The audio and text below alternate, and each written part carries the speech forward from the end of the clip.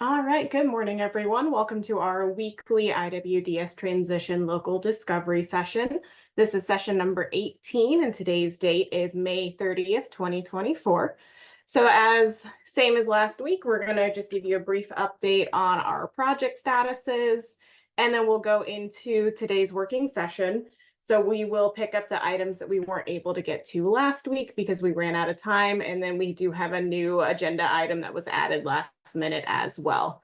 So project updates, there's not a whole lot new going on from this week to last week. We did add milestone D trade to the milestones currently in progress. Danny has taken that over from Al, and they have been working really hard on discovery sessions with that and getting requirements, documents, and stuff ready. And then we're still continuing along on customer tracking, the application, service templates and collections, and the entity and relationship management. And that goes into the continued discovery, the services configuration, applications, ETPL, and trade. Sprint updates, no really new updates from last week to this week. Sprint 7 ends today, and then we'll be starting Sprint 8 tomorrow. So with that, I'm going to transition over to today's working session. Does anyone have any questions about the project updates or anything that's going on there? Hi, this is Christy from IWDS 7. I have a question that's maybe not really related, but Yeah. are we able to make this announcement public yet or no? Like to our, I guess in IWDS 7 we have a bunch of agencies that we contract to, and I just want to make sure it's okay to tell them that this is coming. I think they've heard, but no official announcement. So I was just Mm, uh, curious. Christy, let me take that one. I think, Uh, and I'm going to actually pass a little bit, but Sarah, do we have an official communication for announcing to, I would say, like partners and that kind of thing, or not yet? We do. And how is that? Do we hand that off to the Alwea to push out, or do we push it out? Do we get all the people they want it pushed out to? I would imagine that it would come from DCEO. Oh, okay. okay. All right. That Well, I didn't say anything. I just wanted to make sure. I know you guys at one point said there was talking points. So I just wanted to check in. Thank you so yeah, much. yeah, we do have. Yeah. We'll make sure that we get that to the right people then. Yeah, I will address that at our next state working session and at our communications meeting on Monday. Thank you. Awesome. All right. Other questions? Okay, we're going to roll right into today's working session. So the first thing we're going to go over is reviewing the customer intake. So if you all remember, that was way back with milestone A with the customer tracking, and that was what Olivia was working on before she went out on her leave. So I'm going to give you guys a demo of what we already have created in the system, kind of walk you through how that's all working, what still needs to be kind of plugged together. And then once we're done with that, if there is time left over, which there should be, I'll pass it over to Al and he'll go into the ETPL stuff. So, that's not supposed to happen. There we go. Okay. Weird. So, as a reminder from last week, when you first come into IWDS 2.0, you'll come to your home page. This will all eventually be updated and look all really nice and pretty. Eventually, we'll have an official name and probably a logo up here. To go into the customer side, you're going to click the customer link up at the top. And right now, this is just going to bring you to this page where it is the view customers and applications. So you've got your header up here. There's a nice little info bubble here that kind of explains to you this page. So it tells you the difference between the application tab, the customer tab, and how this will all work in the customer statuses as well. So the first thing you'll notice here is you'll have your list view for applications and customers. So these applications will be the individuals in the system that actually have applications for WIOA or other items once we get this all put together. So you can see here, for example, Dan Guy has 2 applications, so he's listed twice. Meg O'Connell has 3 applications, so she's listed 3 times. You can filter using these parameters at the top here if you want to go like alphabetical order by last name, you want to look at app date, social security number, anything like that. then you can also use the hamburger feature over here to add or take away columns. So if you're going, okay, I want to see the program and the subprogram that these applications have, but I don't really care about seeing who their social security number. You could take that all out and filter it to whatever is going to work best for you. So we could see like Dan Guy here, for example, he is a WIOA customer and he has two applications. One is a youth application, one is an adult application. This is still getting all worked out. So you can definitely, some of these say none, but that's because we just didn't get that far in putting that customer in. Are you doing info bubbles for applicant exited, etc.? That is definitely something that we can add in there for you, because all this info bubble says, oh my goodness, is that they can be indicated as those, but they're not really explained. I think Olivia has a card that's on hold for that until we get to that point in the next piece of one of our milestones, just to explain what those different statuses are. Yeah, I think that would be helpful. Yeah, Right. and if there's not, I'll make sure we get that added. Okay, thanks. Perfect. And that is on the application side. You can flip over to the customer side as well. So you can see customers. So these might be the individuals that have applications, or they may not have applications. They may just be individuals coming in for self-service or information only services. So you can see here, for example, Ann Johnson and Harry Potter both don't have any applications tied to them, but they are still in the system because they have been added as a customer. They just haven't moved on to the application piece. Al did mention that we have a lot of info bubble work to do. So yeah, we are definitely working on that. And same on the customer side, you can add and take away with your hamburger here. So if you want to look at other things that aren't listed, you can definitely do that. And then you can export a list. So if you filter down to the left-hand side here, you have the search customers piece. You can search by name, last four of their social, date of birth, program, and subprogram. These are not up to date yet. These will be up to date with the program hierarchy that we are working on with the state team to make sure that we know exactly which program it is, if it's federal workforce, state workforce, and then it'll go further into like WIOA, trade, JTED, CJA, FIJA, things like that, once we plug all of the programs in together and then the sub-programs underneath that. This will hopefully be going into our next sprint, so that'll be updated soon. You can also go even further and go to advanced search. So if you want to select a specific WIOA, and I'm going to have to use the placeholder one because it's the only one that has a career planner tied to it, but pretend like this says an actual WIA name. And you go, okay, I want to see customers that are just mine, and I'm Bob Builder right now. So I would go to Career Planner, select Bob Builder, and then you can also search by office, WorkNet ID, and application date range. Hit search. So now I can see these are all the applications that Bob Builder is tied to. If Bob wanted to see Jane, or Jane Doe wanted to see hers, switch to Jane Doe, you can see that as well. So you can export, and when you do that, you can either export the current page.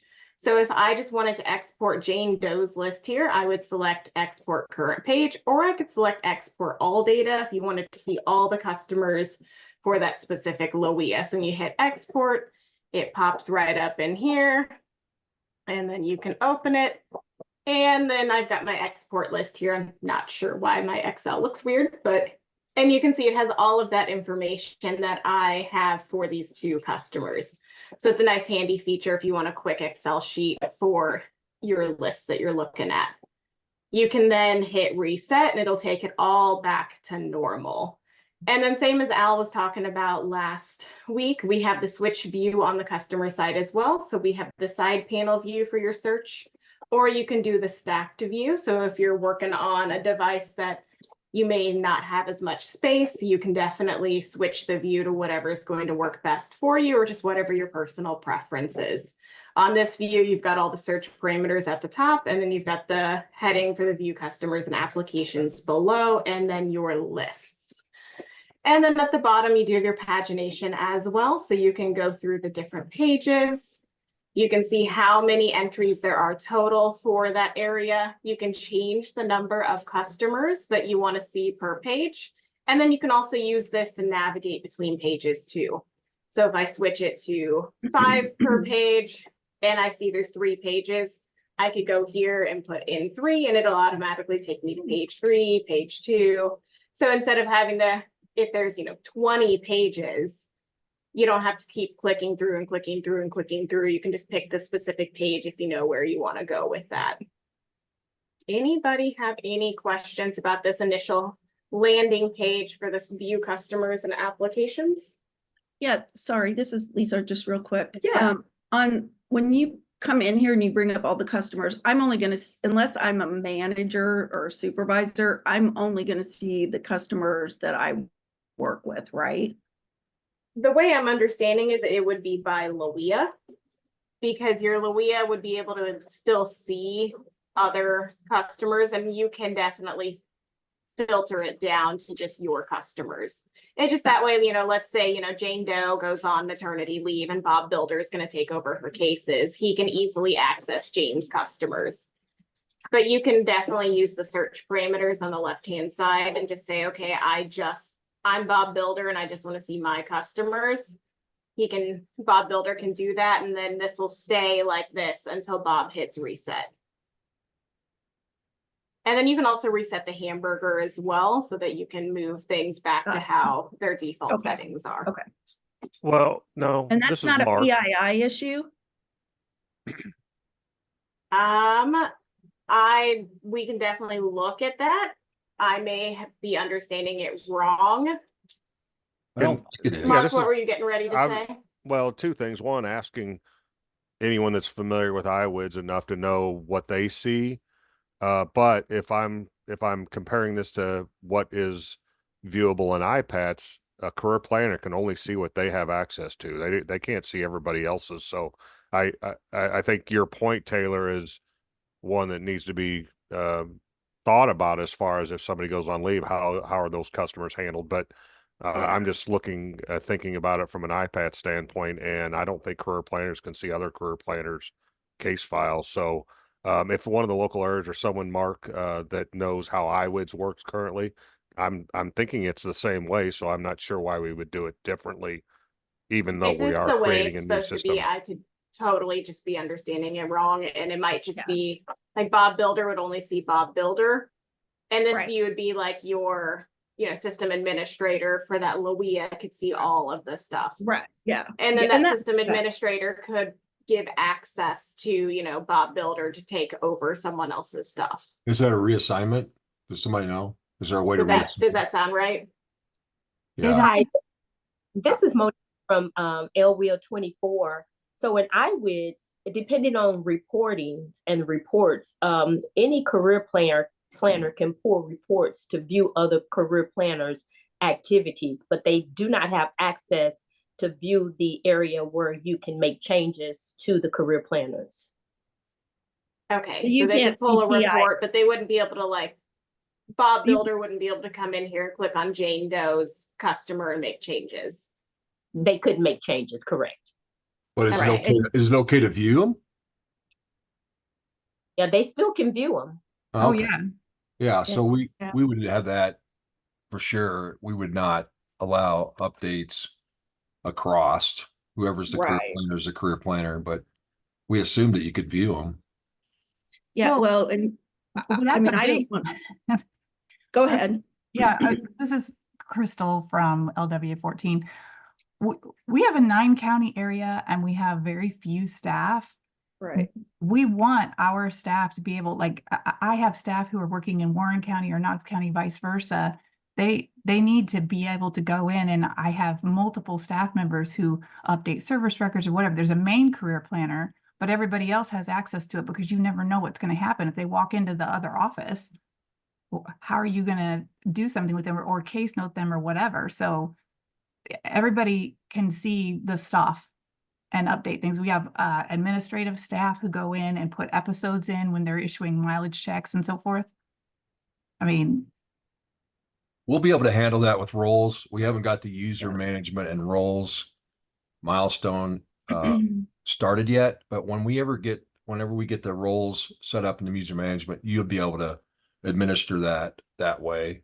We could go all the way down to saying you can only see what you're associated with, or we could go all the way up to you can see and edit anything within that LWIA.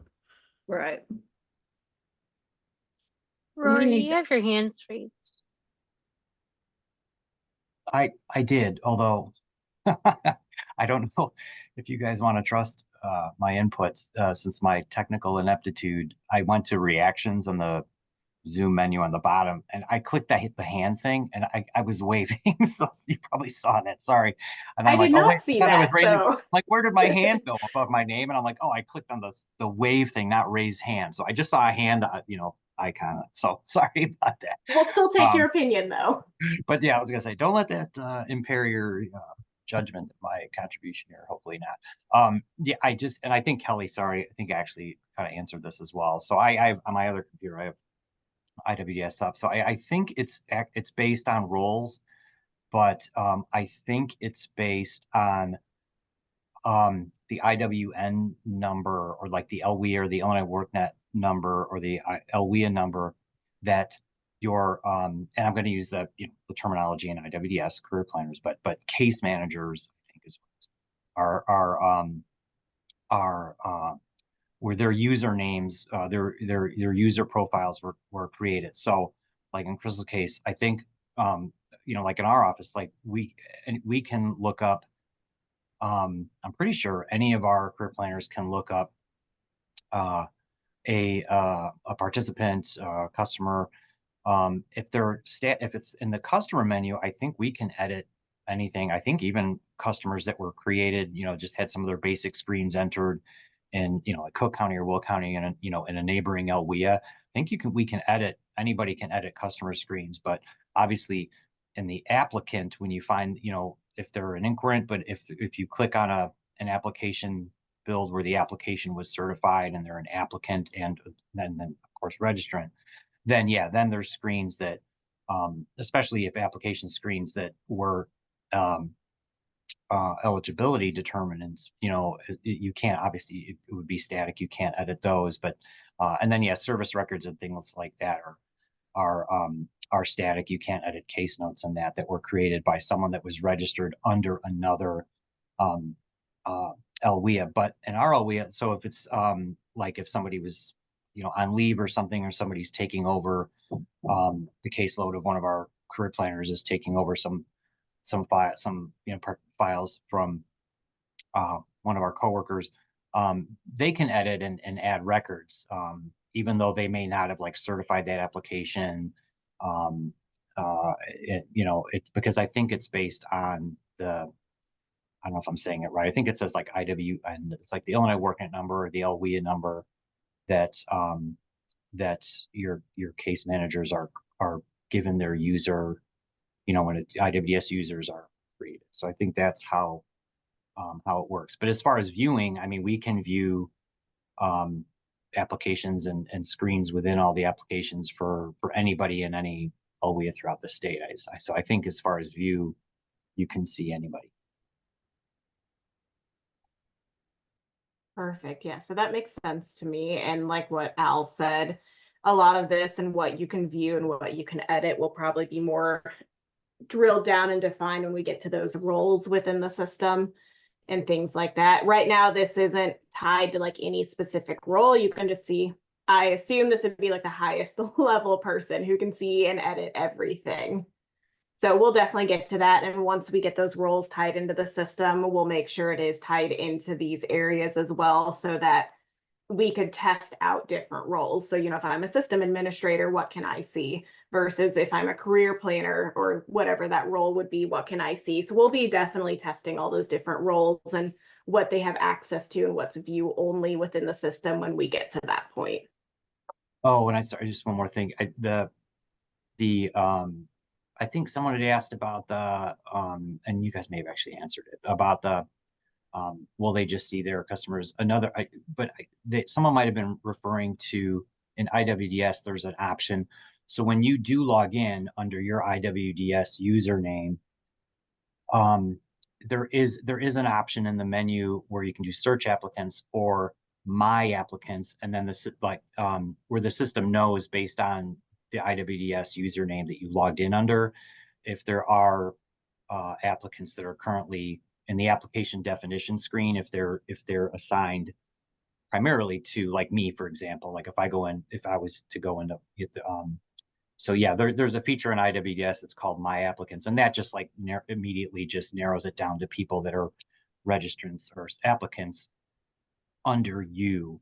That doesn't necessarily mean other staff can't edit the screens. It just means like those are people that are like in your caseload, quote unquote.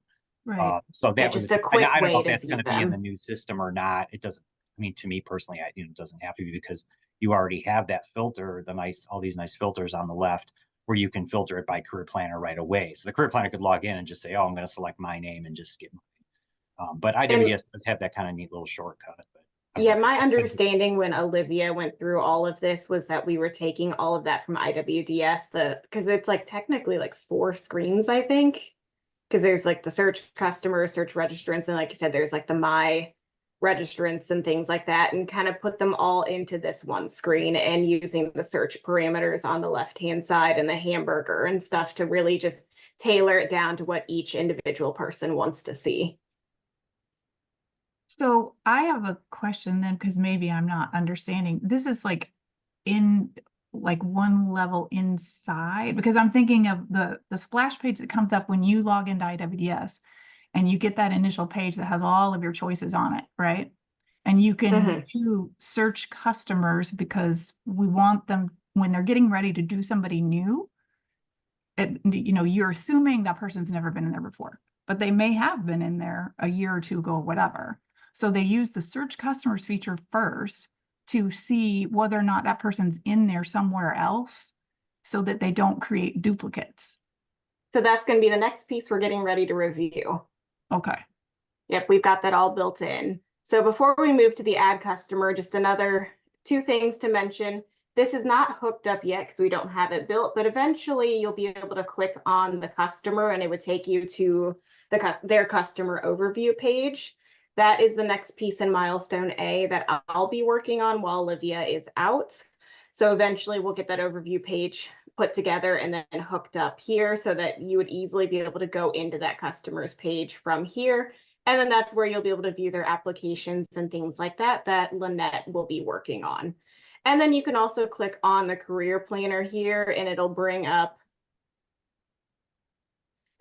just a career planner information. So it'll tell you the career planner name, their partner, the Illinois WorkNet Center they work at, the address, phone number, and email. So I think this goes back into, if a different career planner maybe needed to see someone else's information, they could pull that up, and Bob Builder could say, okay, I need to see, Jane Doe's information because I need to send her an email for something. That information is just quick and easy to handle. So with that, we're going to go into the add customer and going into the point you were just making about duplicates and everything. So when you're coming in here and you're going, okay, we want to add a new customer to the system, whether they are going to be doing an application or if they're just doing self-service or information-only services, you'll click the add customer button, and then it'll bring up this modal that says to complete the fields below to add a customer to the system. Before adding the customer, the system will search the existing list of customers to see if they already exist in the system. So I'm going to use a few different examples here. The one I'm going to kind of play with is going to be over somewhere in here. Oh, I need to reset this, that's why. So I'm going to use Vinnie Paul here as an example, just because Vinnie could be a name that could be Vin, Vincent, things like that. So we could put in, I'll use exactly Vinnie Paul, and date of birth, I believe was. And the only fields when you're searching a customer that are required are first name, last name, and date of birth. However, if you have their last 4 of their social, their email, phone number, zip code, you can fill out as much as you want or as little as these 3 fields. So we're going to put in Vinnie Paul here and search customers.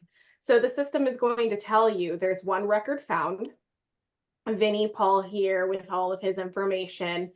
And then you could say, oh yeah, that's right. This is the right person. You could just hit cancel, and then you could click into Vinny's overview page and then work with Vinny there. But if you go, okay, I still want to add this person, this verification modal is going to pop up and says, I verify this is a new customer and does not match the results that are found.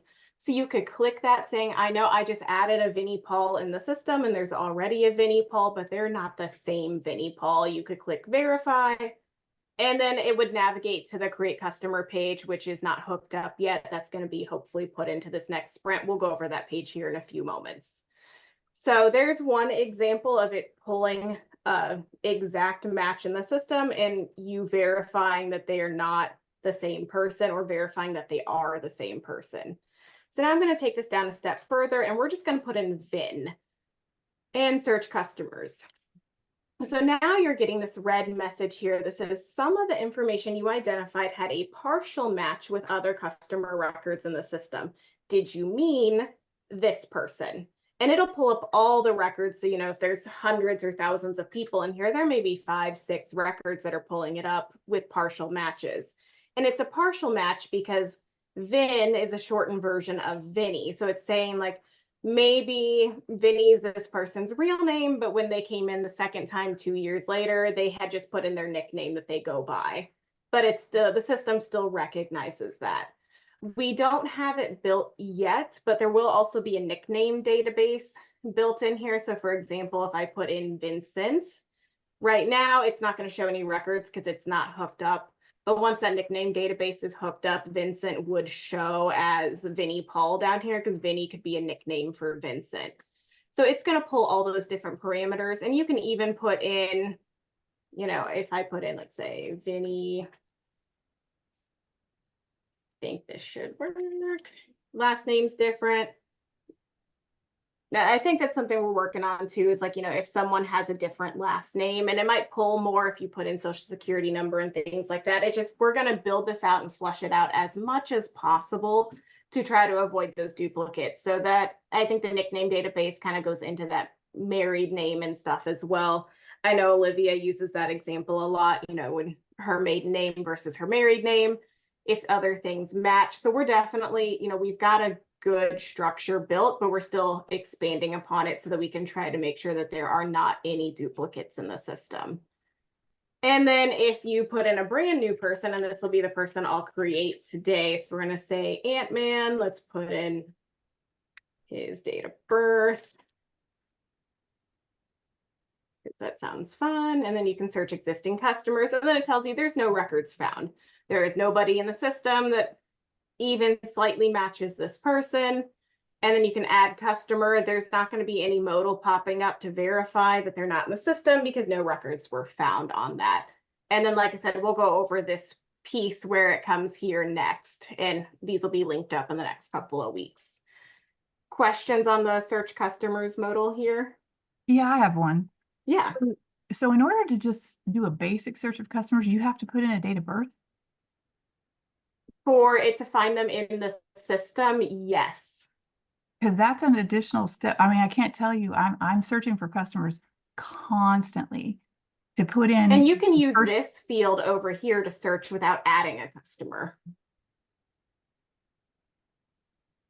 So if you're just looking for a customer in the system and I'm going, okay, I'm looking for Vinny. Oh, okay. And hit So that window that just popped up, that was, you can search, but that's to search, that's to add a customer. Yeah. You're searching to make sure that customer doesn't already exist. It Okay, must not- 'cause I was kind of along with Yeah, I Crystal. don't It's think- like, Yeah, well, It must not have what? it must not have an application. Did you get, oh Yeah. yeah, so you do, okay. yeah, Yep, I no, found it. I get So- it now. Yeah, so on the customer side, so I just put in Paul, so we can see there's a Vincent Paul here for an applicant, and then there's a Vinny Paul here who's a customer. They could be the same person. Who knows? I don't think they are. We're just putting in test people. So yeah, if you're just like looking for a customer, but you're not planning on adding them, you would just use this tool over here. Oh, no. Okay, great. I totally Yeah, because forgot I was about about ready to lose my mind. Yeah, Yeah, so if you're just like, okay, I'm looking for a Dan Guy, and you just put in, Well, I know his sometimes- last name's Guy, or yeah, or you get a call, or like our reception staff will say, oh, somebody called and said that they they filled out an application for additional services or submitted a, customer questionnaire and they haven't gotten a call back yet, and so it's like, okay, you got to look them up, but with the date, but but they only left their first name, or I can't Right, understand yeah. their last name on the voicemail message. It's hard to hear what they're saying. So yeah, sometimes you Yeah, have to so look it that's up with where you very would use minimal this information. feature. Yeah. Yeah, Okay. if you can, like I said, I just put in Guy and it just pulled up, if you Oh, have that's awesome. 24 people with Guy in their name, it's going to pull them all up. So this is just your real quick view. This is when you're actually adding a customer. And that's why it's going to make you put in the date of birth, because you're adding this customer to the system. So you're going to need to put in the bare information. They may be sitting right in front of you, anything like that. So bare minimum, they should be able to provide their first name, last name, and date of birth for you. If they want to provide their social, phone number, email, zip code, they can, but they don't have to. I think this is Mark. I think a couple things. One, the birth date is important, right? Because we talked about potentially in the future where we can't ask for a social security number. So we've got to figure out what information gets us to the individual, right? Mm-hmm. Okay, so that's first. But I think this becomes confusing, and maybe where it confused others is when I click add customer, it comes up and says search customers. Yeah. Yeah, So I it agree seems with like I that. was searching customers from the beginning, when in fact I'm actually trying to add. I get that it's going to search customers to try and find that individual so you don't duplicate entries. Right. But maybe rewording that title Mm-hmm. might take away some confusion. Yeah, that's a good Al, idea. you have your Something like hand raised. check for existing checked it if customers already registered, or yeah, something like that. Maybe just a little simple. Yeah, I agree. Look at title change. Al, did you have a comment on that? Yeah, I do. And shame on me because I've watched this develop all the way through from requirements, but I don't quite understand why when we're at this, that I couldn't just put in a last name and say, I want to see all the ones in my list here that are Miller or Minke. And then decide or put in just a last name and a first name, or leave out the date of birth. Just put in some information in this screen, this pop-up, so it shows me a list, because that list is paginated anyway. If I got too many, I'm like, oh, okay, wait a minute, let me put a little bit more in. I'm not so sure why we made that rule where we're searching and we're demanding that you put in all three. Maybe somebody can help me out. There's other people. I think it has to do with the possibility of duplications. Because if you're just putting in Miller here and it pulls up, because essentially the customer would be at this point when you're adding the customer, they should essentially be in front of you. Right. So if you're just putting in Miller and there's 75 things that pop up, how are you going to validate that none of those is the person sitting in front of you if all you put in is the last name? No, yeah, it'd be a little bit, you're going to get too big of a set. It'd be a little, yeah, I agree. like you said, you might set. go back and then put more info in to drill it down. I was just thinking you might drill it down maybe a little bit, especially on it. Like, I just don't, yeah, we'll talk about it. I just don't understand the whole, whoever said that, I'm agreeing with you. I don't understand the whole, you're making me put in a date of birth. Maybe somebody put in the wrong date of birth for that person before, but now you got the first name, last name in front of you, and you're like, I don't know if it's acceptable, but I don't know to ask. And I think it does. So I'll go back to Vinny as an example. Because I'm just a little bit I would put in part of a first name, maybe. There's a lot of people. It'll still pull up. So I'm the one that originally put Vinny Paul in the system. And you could put any date of birth. Okay. Yep. All right. And maybe it would be helpful to change what is viewable here and adding date of birth. Yeah, so that you can see it immediately. Yes, because that was a disconnect for me, because I was like, how did you know that that's the same or different person? Right. You don't see the date of birth. Yeah, but so now we can see they have the same name, but the date of births aren't the same. So we might go, okay, this is definitely different Vinny Paul. This is not even we change Right, this and to you like, might even yeah, be questioning, like, if it's off a day or something, you might be like, wait a minute, why is that off a day? Right. But if yeah, it's, or if it's just a 5 quick years off typo. or, 10 years off or Mhm. something, you might say, well, that's not the right person. Well, But there I are get it, two, I get it, okay. well, but there are two Elizabeth Joneses that were born on 9/11. So And that's in where we can Springfield, drill it Illinois. down further, I believe, if they're willing to provide their last four of their social or their address or Mhm. email, phone number, zip Gotcha. code, any of that would help you drill it down further to hopefully figure out which Elizabeth Jones is the right one. So you're gonna change the default. Yes, I think that would be view really to- helpful and make date of birth a default field here. Well, Yeah. yeah, it would make more sense since you're. Yeah, it makes total sense to me because you can quickly see this Right. date of birth does not match this date of birth.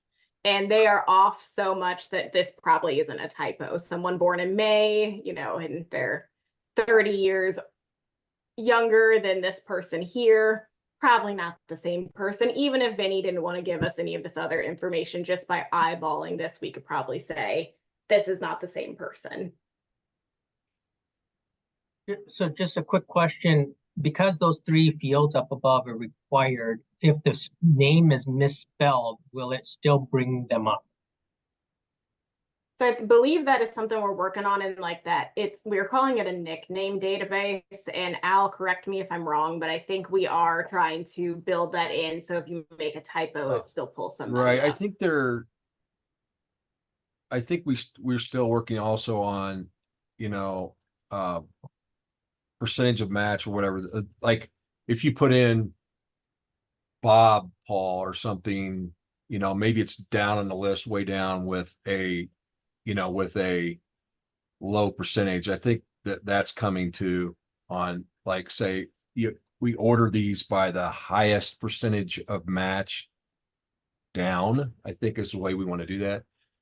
And yeah, and that makes sense to me. and so I think that's getting added to it too. There's some fuzzy logic going on that they're working on, but yeah. Yeah, our You devs shouldn't are have to definitely doing spell, like, research you on shouldn't that. have to spell it, yeah, it necessarily be Yeah, a so if you put partner. in Bob, Paul, eventually, we know this original one down here, date of birth 12/6/91, so then 91. Right now, if I search, it's not going to show anybody But because it Bob is should. not, but it will once we're Yeah. done with that, because it's saying 2 of these 3 fields match, but the first name doesn't. So like Al said, maybe there's a 75% match and there might be 5 other records that are closer match. So this one would be like the 6th option down here. Yeah. And that could also, because that could happen, like you said, with typos, or maybe somebody puts in their first legal name, but they go by their middle name, for example. My sister's first name is Laura, but she goes by Ashley. So she may have a record from 5 years ago in here as Laura Littig, but when she comes in new, she says her name's Ashley, you put in Ashley Littig, it would still pull her up because it has the date of birth and the last name are connected. Okay, that's what I was kind of getting at. Okay.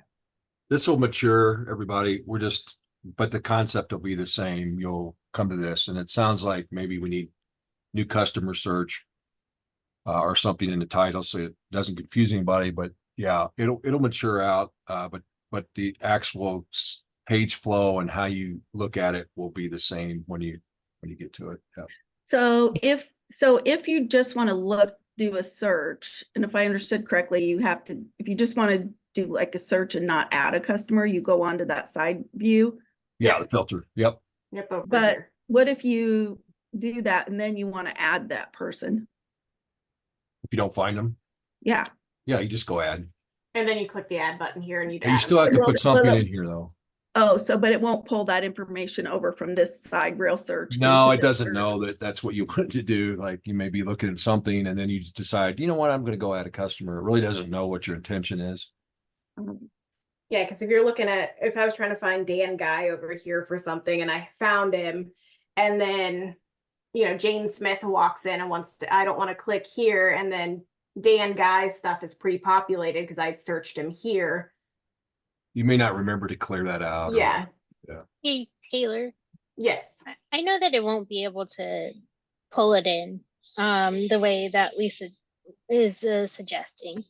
But maybe we can ask the devs that when you hit the add customer, if it could be centered into the right-hand side pane so that you can see So what that you you can entered still in. see all of this.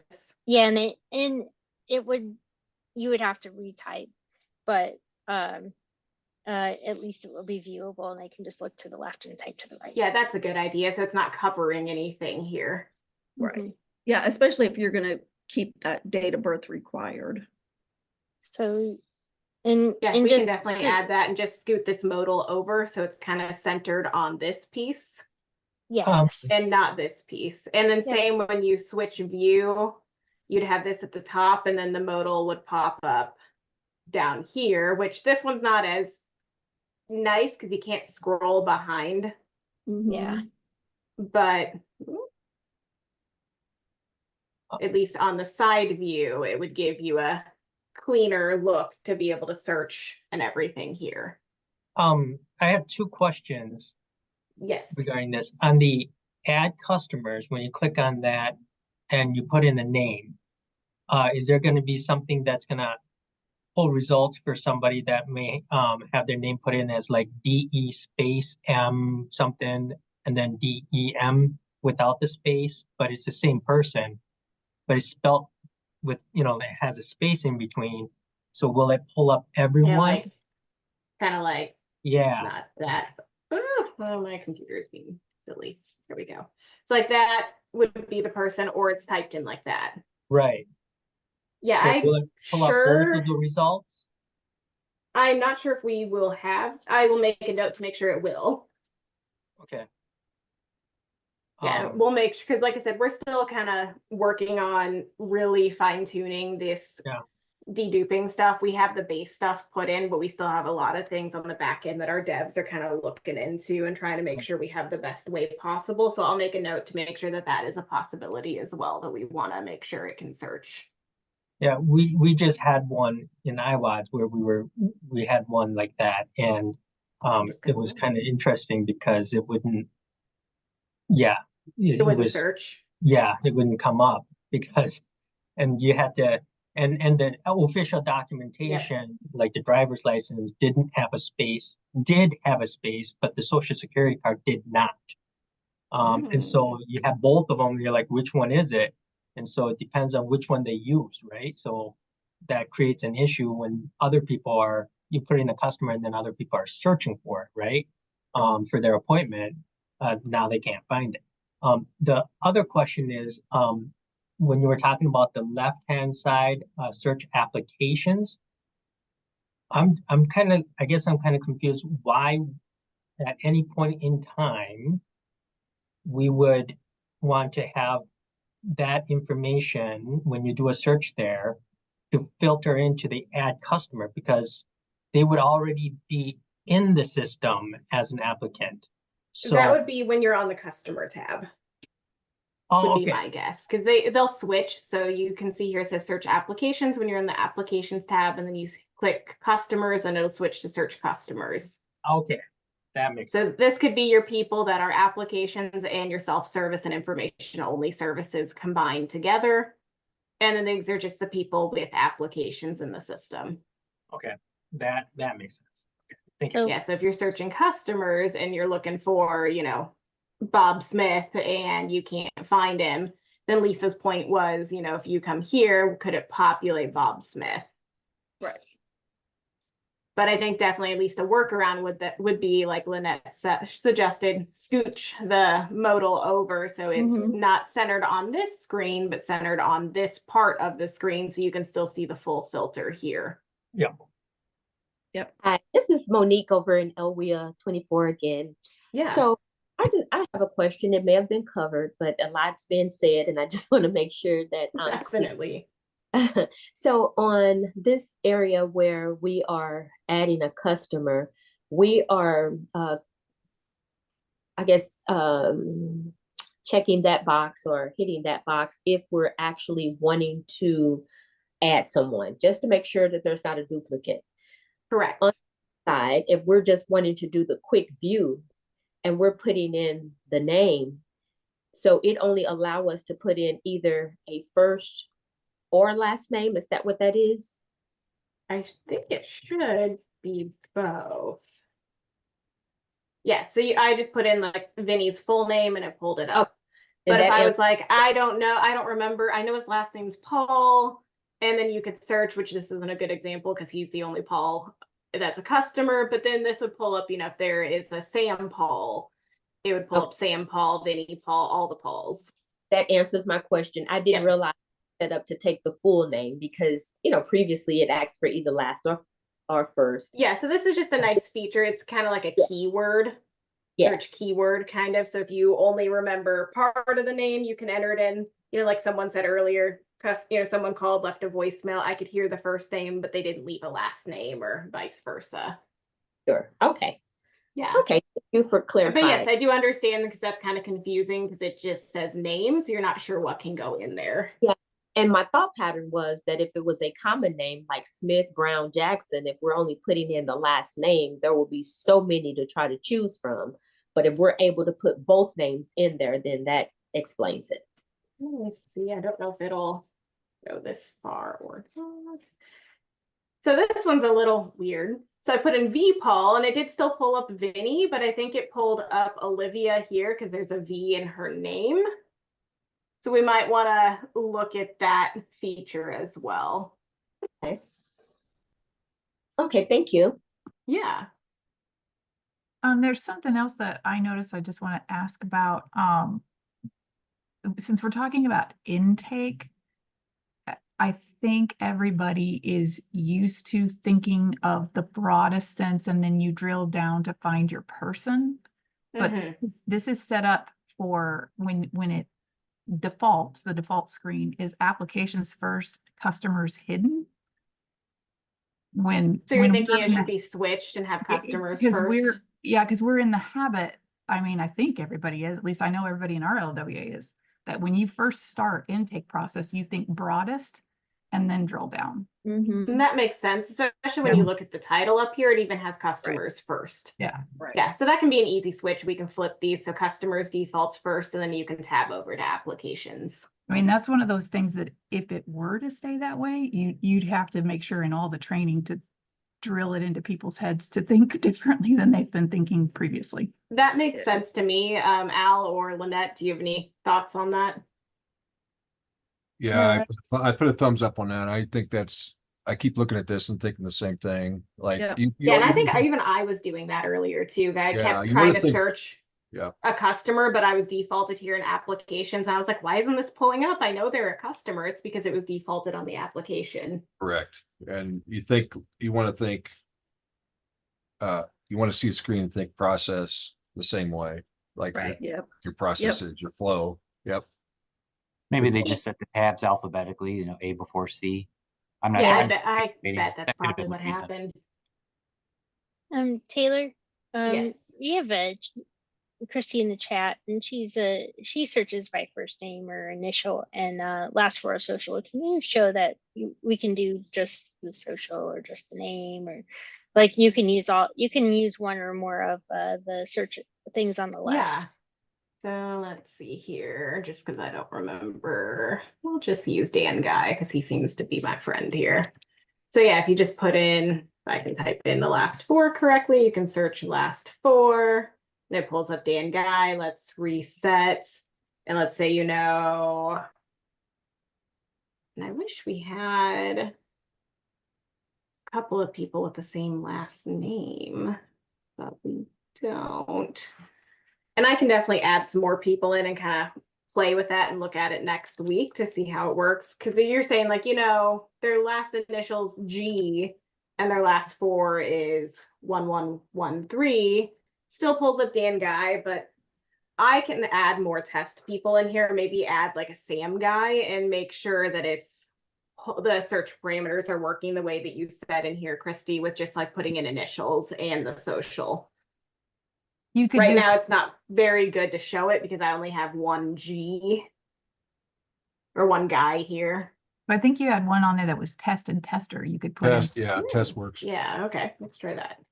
With just a T, let me reset this because I don't know their 1119. Okay, so let's put in T. 19 search. Yeah, but it just pulls up that one. But if I take out the social and let's just like put in test, it pulls up both because the names, this is test, this has test in the name.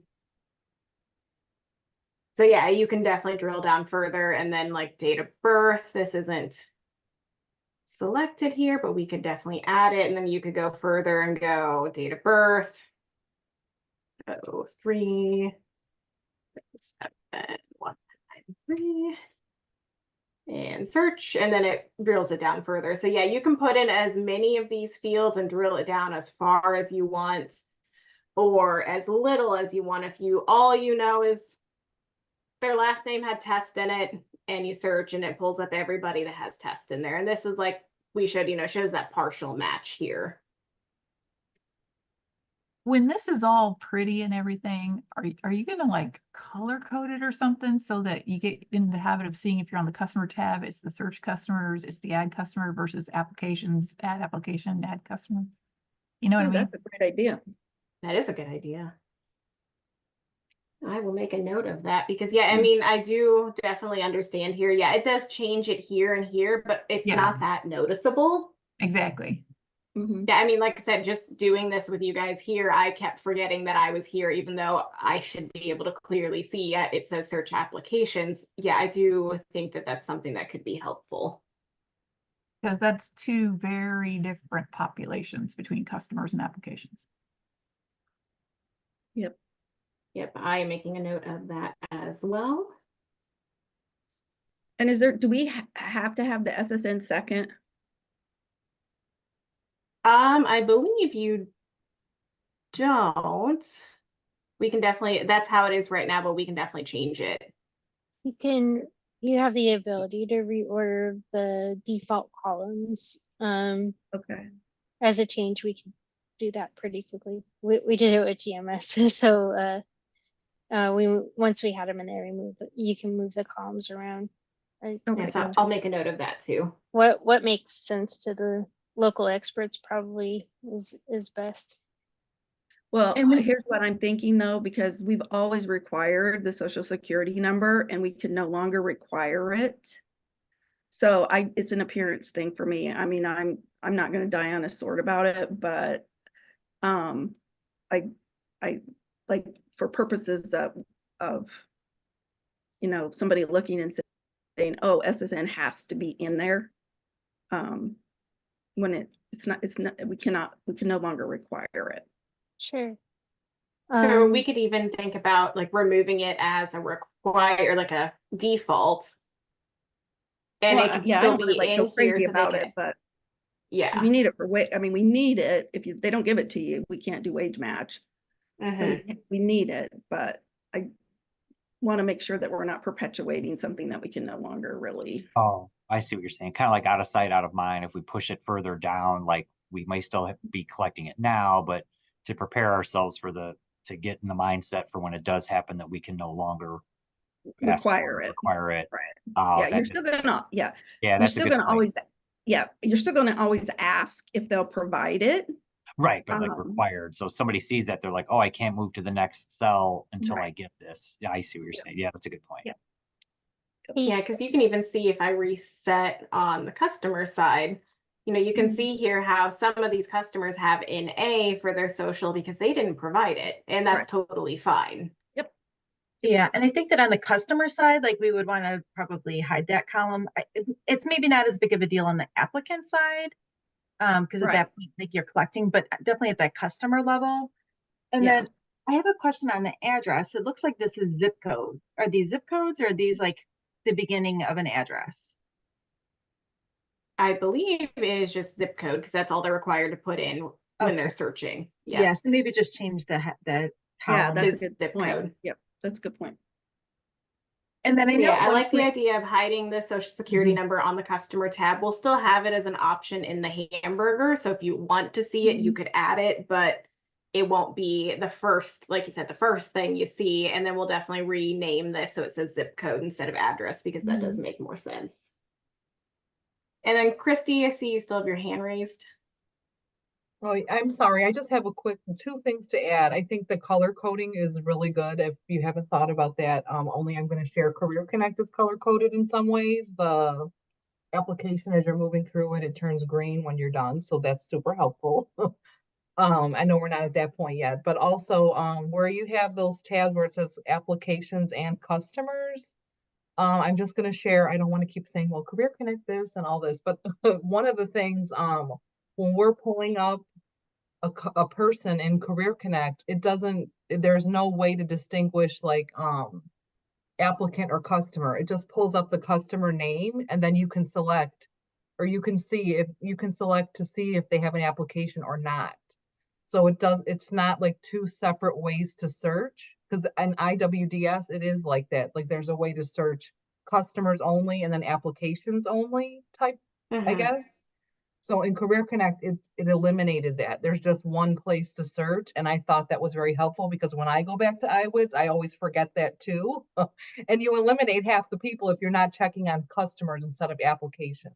So just throwing it out there, if there's a way to do it a simpler way, or if you're going to color code it, it's fine, but just wanted to let you know.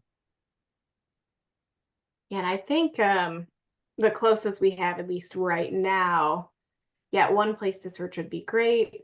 You know, you can see on the customer tab the number of applications, so you can quick see if they have applications in the system. And I believe the search is universal. So if we just search Paul and you click, you can see how it searches that name on both sides. But yeah, we can definitely look into, we'll have to do some digging about seeing if it's possible to do that, or if it's gonna, maybe the color coding is just gonna be an alternative for it.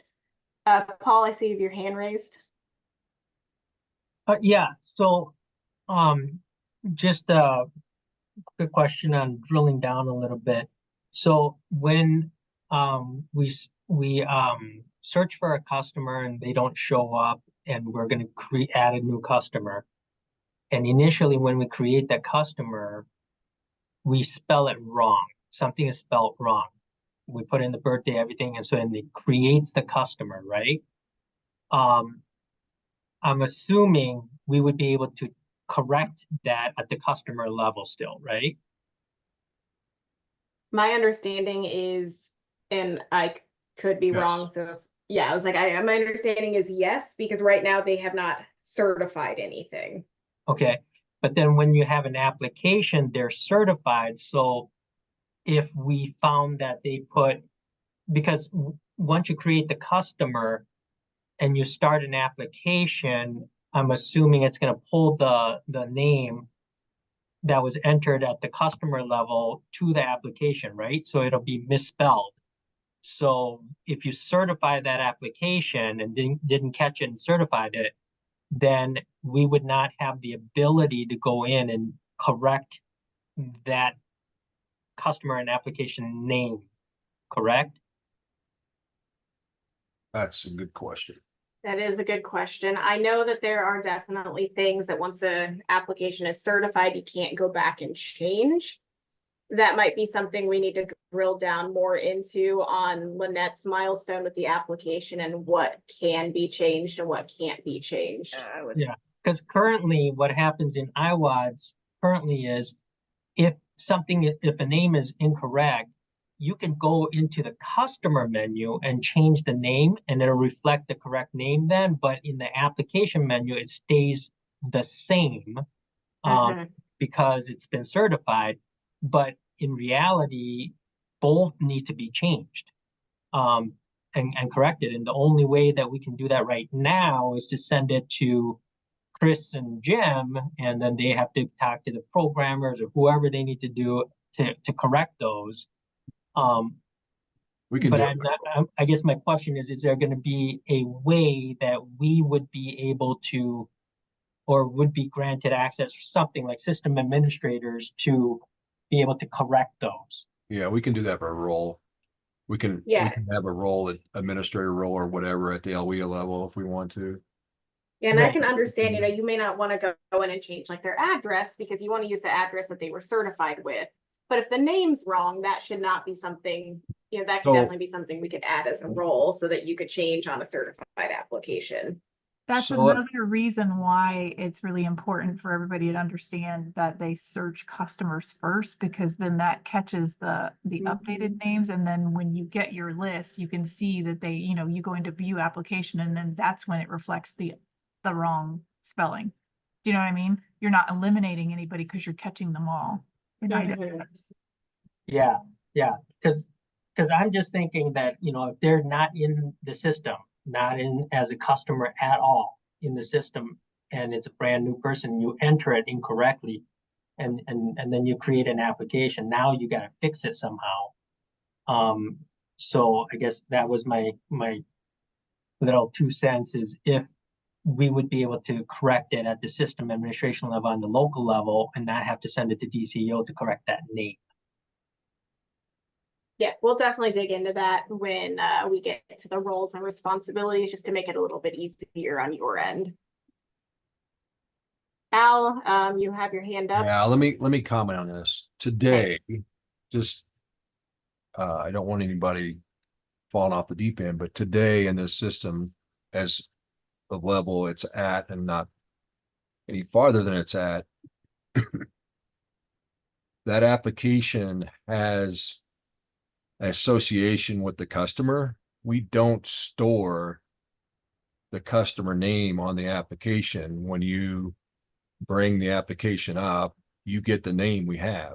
Now, if you're kind of talking about maybe potentially I would have to ask, if you certify Haley Casper, an application for Haley Casper, when you're in right today, if you were in there on the application, you would obviously know that it was Haley Casper. Do we need to keep, in a sense, a version or a static copy of the application record with whatever name it had on it? Because today in this system, we just have an association between those records, and it pulls into the application. Whenever you view it, it would pull in the customer name, whatever name it is. So it's interesting what you're saying, because it almost sounds like you're saying that we need to keep a static name or any of the personal information that goes on an application, right? We need to keep that statically on that application over time. And if somebody wants to change that, they really have to have an intentional change to that on the application and not pull it from the customer record. Am I making any sense here? Yeah, you're making sense. Okay. You'll have to tell us that, because we probably assume that there's a relationship between customers and applications, and we pull the name from the customer whenever you look at the application. So in your scenario, it would not even exist, because if somebody changed the customer name in the customer intake or the customer record, and if you went over to the application, it would show up as changed. But if you're telling us we need to keep static, that may be something we need to tease out when we do the application requirements, to say, okay, this has to be static because there's a certification date on it, and at that time, that's what it was. So, like, for example, let's take somebody that gets married and they change their last name, right? So if somebody's married and they change their last name, they had an application under Jane Doe, and then they became Jane Miller. Do we still want to go back and see that application that was certified under Jane Doe? Does it need to look like Jane? Does that need to be Jane Doe's name, or is it okay to see Jane Miller? It's my understanding from just going through monitoring not too long ago that, yeah, whatever you put into the application at the time you certify it, you keep it that way. Okay. Which is why it's important for everybody to think of it as in terms of drilling it down from customers to applications, because the customer part is the only way you're going to catch any married names or changes of name or that kind of stuff. So really the only true way that you'd want to change it, like to the point where you're sending that email off to like Jim or Chris, is if let's say Haley Casper's last name is really Caspers with an S, and it was a true typo and not like a name change or anything like that. Yeah, like for example, we had one just recently where somebody did the application, certified it, and realized that they had transposed like a birth date thing. And so the actual application, even though it was certified, there were two numbers that were flipped around the wrong direction, and all of our documentation in the application clearly said the right thing. So we had to go to Chris to say, can you just flip this around? Here's our document. And obviously he went in there and did it because it was just it was a typo. Yeah, And so like typos, or like you said, maybe you accidentally put in last name instead of first name. yeah, So like those little like true typos or mistakes, we're thinking, yes, it could be fixed, but once the application's certified and Haley Casper gets married and now she's Haley Miller, we don't want to change her name because at the time of certification, she was Haley Casper. correct. Right. So, And but that's why you have to submit those kinds of changes through Chris Thielen or Jim Potts. And have the higher level Yeah. person change it. Makes But once they changed that last name from a person who got married, this is Robert from local area 1. I know once you change it, it changed all the record. What we would need in the new system is a way of keeping those records separate, but yet still able to pull those information that we did when you do add application from that customer. We don't want the last name to change all 5 years ago. But presently, moving forward, you should be able to pull up both that person and you will see that person Miller or like or whatever the married name changed to. The system in IWDS cannot change. If you change the name, it changed all the record, period. Is the new system going to be able to change it at the time of that application, not from the previous application? That's my concern. That sounds appropriate. So now let me go back to that. I think what you would see here is, let's say you searched customer like you did before. Whoever that was, Paul had an application. yeah, Well, let's say Paul. So if you search that customer Paul on the customer page and you saw applications, you'd want to see the applications with Vinnie Paul. And then he said, no, I don't want that anymore. I want Vincent Paul. Don't call me Vinnie Paul. And from that point forward, we would see Vincent Paul. So Vincent Paul would have an application under Vinnie Paul, and he would have one potentially under Vincent Paul going forward. So I think that's where it's going from. It's like we search a customer and we flip over to applications, you may see potentially different names or different spellings or slightly different data there because of the way you want to statically hold whatever's in the past and make sure what's going forward in the future, the most accurate and new information. Well, to my understanding, you're supposed to put the person name in as it appear on his or her social security card. So if Vinny come in here and tell me he wanted to say it to Vince, then I'm like, show me your social security card. Unless we're going by this, I do not like the customer to come and dictate to us and tell us how they want their name spelled in the system. That was a bad example. I'm just talking example of So like if someone gets married, for example. married. Yes. Yeah. So if you if Haley Casper changes to Haley Miller, then when you search for her, there'd be Haley Casper with, maybe 2 applications that were old, but then she got married, came back, and then there'd be another line that says Haley Miller with 1 application because that's her new current application and that's her new married name. Perfect. Instead of merging this all together, so it's showing Haley Miller with 6 applications. Correct. There you go. You got it. All right. Yeah, that makes sense to me. Okay. Other thoughts, comments, questions? So we're used to seeing, like, we're looking at the customer's screen right now, and you're used to seeing, like, if you pull up your customers, the applications, it'll be blue where you can click on it and get to the applications. So this, you can't do that from here. You'd have to go under applications. Is that right? So you'd be able to go to the customer overview page, either screen, just by clicking their last name. So if you filter, okay, go back and filter by that Paul, and you can show them again. So if you go Paul and filter that for the customers, if you click applications, it's on Paul. Okay. So if Paul had 4 here, you would see 4 rows here, but you'd see 1 on the customer side. Okay.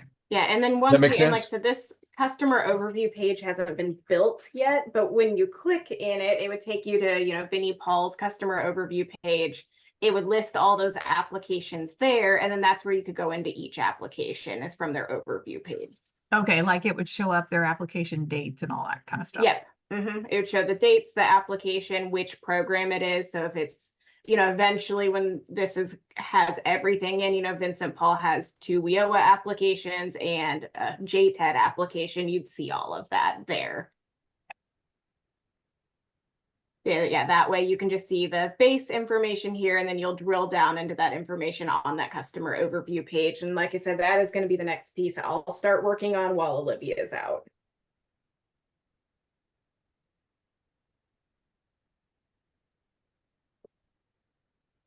Any other thoughts on this before I show you the create customer record side?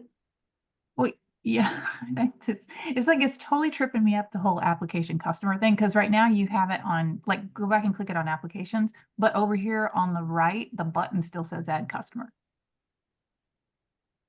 Well, that's because you're adding a customer regardless. You're not adding an application at this point. Are we? Then why do we show it that way? Because that is confusing. Yeah, it's super. I mean, I understand why you're saying that, but it's not computing. I Right. thought when we. And why wouldn't you be able to add a I thought customer? we were missing the add application, but like if you go to applications tab, that I thought that button changed to add I'll application. have to go back and look. Pretty I know sure. that that's something that hasn't been built yet because we're Yeah. not to the application piece. Well, we are now, but when this was built, we hadn't started milestone B yet. But that can definitely be something we can I'm pretty sure. look at, because at this point, we know these applications, you know, they're already customers at this point. Like, we know that Vincent Paul is in the system as an applicant already. So we could definitely look into changing this button. So when you're on the customer side, you're adding a customer. And then when you're on the application side, it could be like add application, and that would take you to the app that, you know, Lynette will be working on. Because they are definitely 2 different processes. I mean, you can add a customer, but when you add an application, that's a whole different level. Right. And if we switch this around, like you guys said, so it's, you know, lands on customers first, you'll have this add customer button here. So it's really, but if you know, okay, I'm not looking at customers, I'm switching over to applications because I'm looking for a specific applicant, etc. And then you could click on the add application. Yeah, I think that makes sense. You know, right now that add application button obviously won't go anywhere because we don't have that piece built, but it makes sense that it will eventually go there. So then you could add an application here.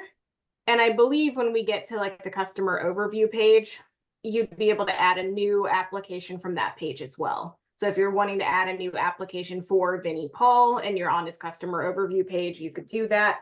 Then we could definitely add that button here. And that way you could add it from this fresh screen too. Okay, thank you. Yeah, that makes sense to me. Kind of keep these together so that you have the tabs, but keep what's on each thing more separate.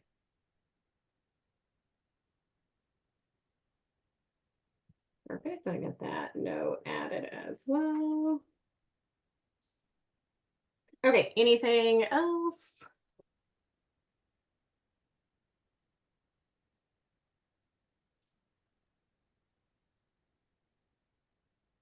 Okay, so we only have about 15 minutes left, so I'm not sure if we'll get through the customer record, but we'll at least get started on it.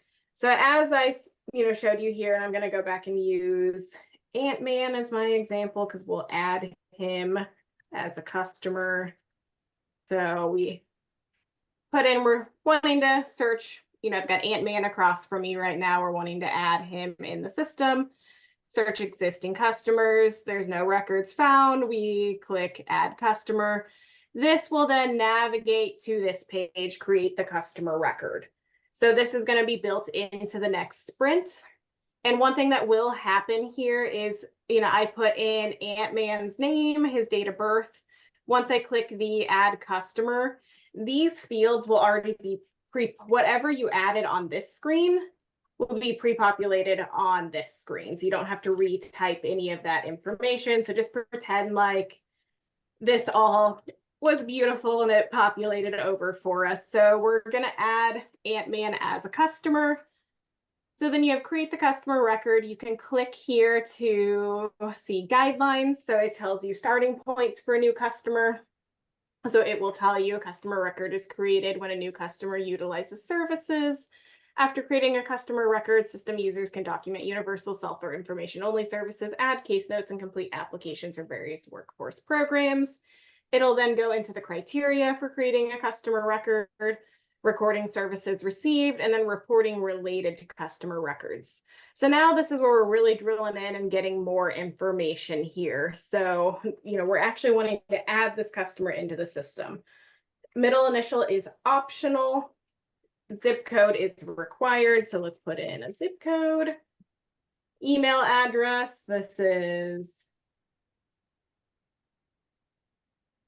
caps lock, and I have not been getting along this week. No email.com. We've already got date of birth pre-populated because we put it in on this modal already.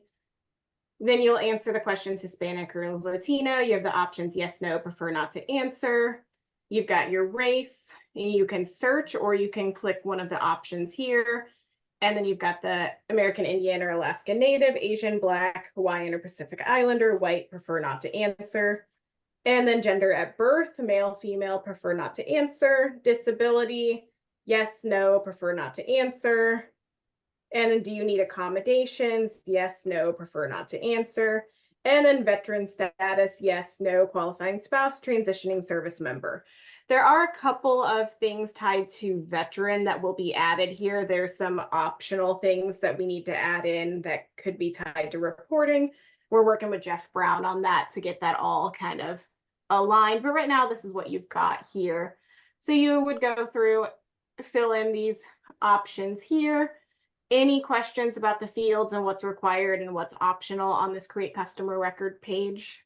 Can you open up the race Dropbox again? Yeah. So it's the So do you have other? Because if what you have in the system doesn't meet a customer race background, would there be a other to where you could type in their own race? I think the thought on that was, this came up before because, as far as Hispanic versus Latino, Latinx, a lot more currently used self-identifiers that a lot of people of different backgrounds use nowadays. That did come up, and I could be wrong, but I think the answer was that if these are the terms, because I think it came up for like offender versus justice involved. I think, and I mean, obviously, at least in the others, the policy people on the call could correct me. I think the reason for this was that it has to match what gets uploaded into for reporting to DOL. We have to use the terms that DOL still has us use. But if we don't, then that would be great if we could kind of change or rename some of these fields. But that might have been, Right. I don't know. I seem to remember that might That could be right, but we could do that behind the scenes coding, right, Al? Yeah, we're gonna map. We can map. I mean, we just do have a reporting issue on the back end. This is probably all there is right now, but we could definitely map our reporting to combinations or in more of these selections. Yes, I think that's what you're asking. Oh, cool. Okay, yeah, I wasn't aware. If that was going to be something that we'd be able to do or not. Because I think they're originally tied to the Pearl, right? Yes. So the reason why these are the only options here is because that's what is tied to Pearl reporting. Right, but you could, if you just say you were changing how you characterize the Hawaiian or Pacific Islander, you're going to know that maps to Hawaiian or Pacific Islander on the Pearl. So you can change what's the front facing, because quite frankly, that's one of the things I think in the application process we're going to be doing, because we're not going to ask somebody anymore, are you an ex-offender, right? There's going to be a different way in the application that we go about that. Yeah. Um, Right. think the So state we'll laws are definitely look at changing. that. So there could be more options here, but in the back end, we know if you choose, option A, it's going to tie to Hawaiian or Pacific Islander for Pearl reporting. Right. An Yes. interesting Yeah. point. That sounds good. Add something though, because we can change what's already here, but to add a field and just have it like if they do want to put other, is there a way to do that? Well, And let then we them get, put something in, but then just have that one not be one that's captured when you're mapping it to Pearl. Or it might have to be like mapped to like the prefer not to answer, because I feel we like you can't- need to have Yeah. something. It has to be tied to something for reporting. yeah. Well, Yeah. yeah, I think we should like have a kind of think that through a little bit. I'm not disagreeing with you, Lynette. That's probably true, but that's an issue with the Pearl in general that I think we need to start looking up to DOL to begin with, honestly. I'm not necessarily sure you want to other, because doesn't this tie back to one of the elements in the SAM? Looking at who you're serving for demographic information. I don't know. We have to be, we'd have to be able to map. But we can funnel Yeah, those. we just have to We look can at funnel those. Yeah. Yeah, So we it's can a- definitely provide more options and then, like I said, map them on the back end. Yeah. And to answer that question that was in the chat, Christy, yes, you can choose more than one race. So you can see here, you can choose any and all, well, yeah, it'll keep going, but yeah, so you can choose multiple races here. So yeah, we'll definitely look into this and see if we can expand it and get more, options that are being used in today's world for race. And then we'll just have to tie that in on the back end for reporting purposes. Yeah, we probably should lift this up to the equity visioning group. And I would this just now occurring to me that this probably should have been included in addition to the application, some of this stuff. Yeah, and I'll take a look back because I know Olivia had some of that put together. So it might just be she had all of this ready to go and we didn't have the equity group up and running yet. So I'll definitely go look at that because I know she'd started it. And I Awesome. see Paul and Dan both have hands raised. My only comment is, at the risk of having a drop-down list that is so huge, maybe there's a way to this /that where they're maybe similar or the same depending on, I don't know. I just throw that out there. If there's a way of potentially grouping them so that even though there's the mapping on the backside, you could see where potentially maybe career planners only see the first so many of them. I don't know. Just trying So to you're think not getting like 20 different options here that right, you're trying to scroll ease of through. use Yeah. somehow. And I don't know that there's, maybe there's just consensus on what that really is or whatever. Anyways, just throw that out there. Perfect. Paul, and then after you're done, Robert, I see your hand raised as well.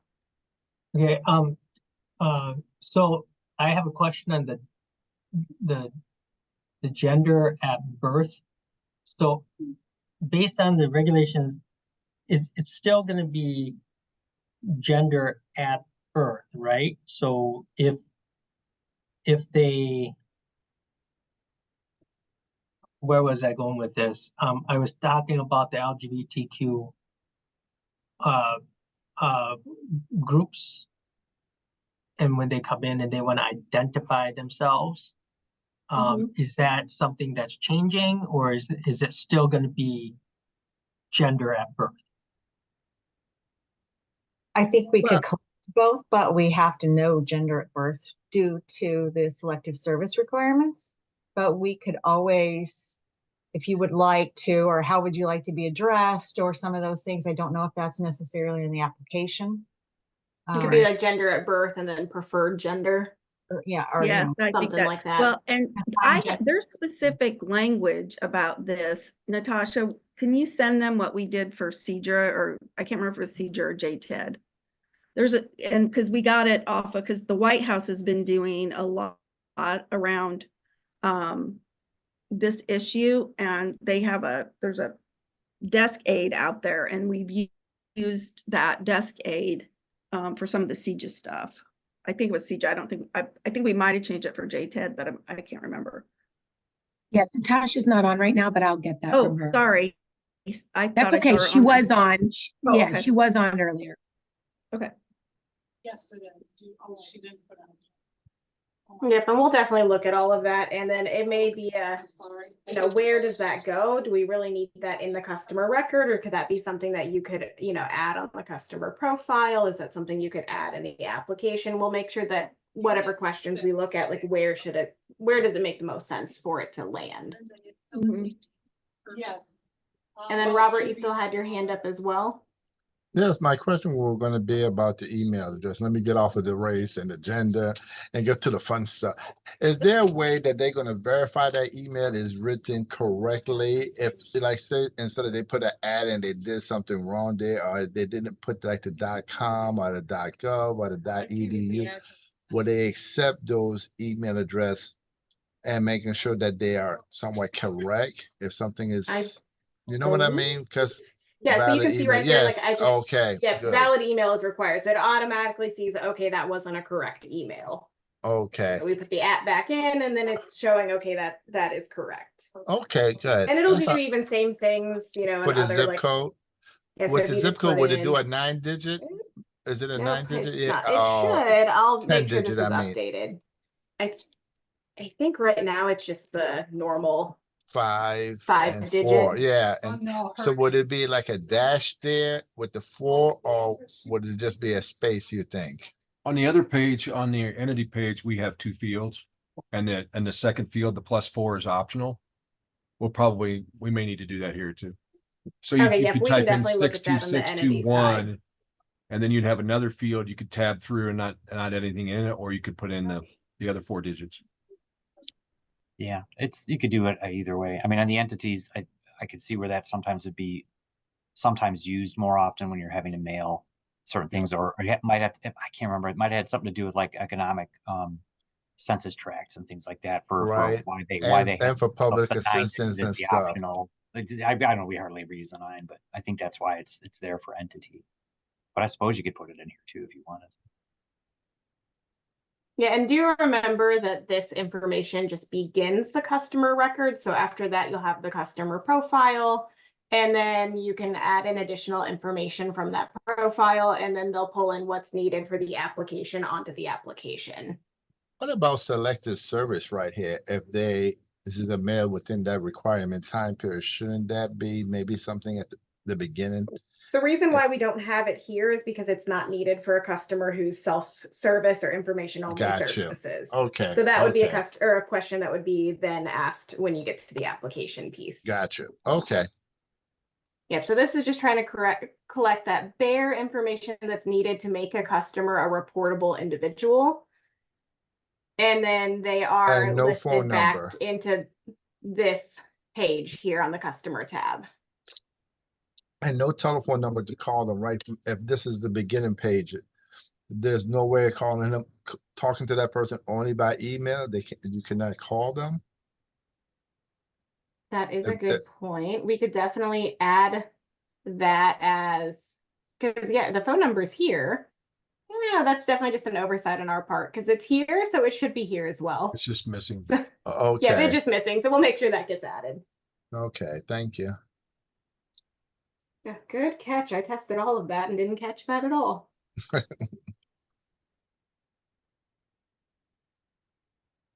All right, so then we've got all this information in. You hit create customer, and then you get this button up here that says customer Ant-Man created. The customer was created successfully. So now when we come over here, it should, let's refresh it. And then we've got Ant-Man right here. So no social security number was collected yet. So it shows an A. Ant-Man doesn't have any application, so it shows a 0. And then we don't have this all, eventually this will all be hooked up for the LOIA and stuff like that, but right now it's not. So yeah, we've got Ant-Man successfully added into the system. And I know we are just a few minutes over on time. Are there any final thoughts or questions before we end for the day? I know once again, we didn't get through all of our items, but we'll just push ETPL back to next week. And one quick question, that when this part is done where you at right now, if the customer said, can I have a copy? Is it able to print basically what we just put in there for that customer, if that customer wanted for his or her own record? I know that we can. Like a customer profile sheet or something? Like Well, sometimes customers come in and they're like, well, can, you know, you got these people, they want everything that we do, they want a Hey, copy. Nina, it's Lisa. Sorry to bother you. I'm gonna go ahead and email you, but Yeah, so I think that would be maybe an option, like on, because then from there you would click into, you know, Ant-Man's customer profile. Right. And we could then definitely, just once we print get and just there, we and can. just print. Okay, this is what we did today. Here you go. Yeah, I Okay. think that's something we could definitely look into on that piece. Okay. Well, I'm done. Until what, next Alright. week? Yeah, next week. Thanks. Till next week, yep. All right. Well, thank All you right. guys. Thank you, everyone. One of these days we'll get through all of our agenda items in one day.